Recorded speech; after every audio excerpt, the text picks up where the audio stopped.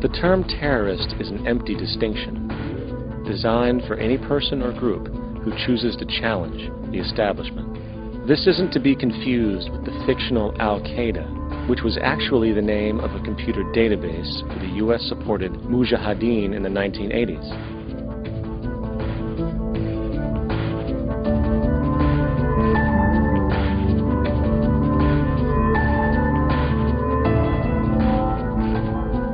In 2007, the Department of Defense received $161.8 billion for the so-called global war on terrorism. According to the National Counterterrorism Center, in 2004, roughly 2,000 people were killed internationally due to supposed terrorist acts. Of that number, 70 were American. Using this number as a general average, which is extremely generous, it is interesting to note that twice as many people die from peanut allergies a year than from terrorist acts. Concurrently, the leading cause of death in America is coronary heart disease, killing roughly 450,000 each year. And in 2007, the government's allocation of funds for research on this issue was about $3 billion.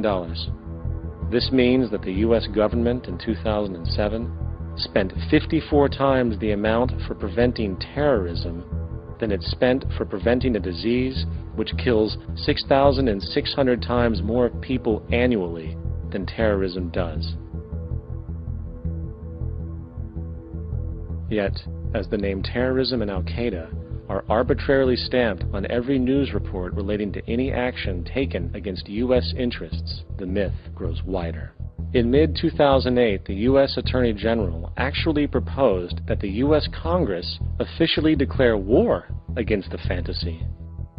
Not to mention, as of July 2008, there are now over 1 million people currently on the U.S. terrorist watch list.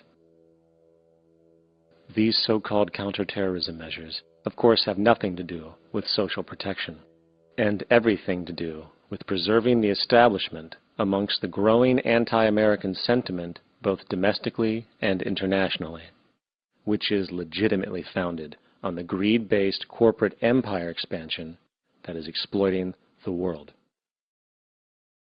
The true terrorists of our world do not meet at the docks at midnight or scream Allah Akbar before some violent action.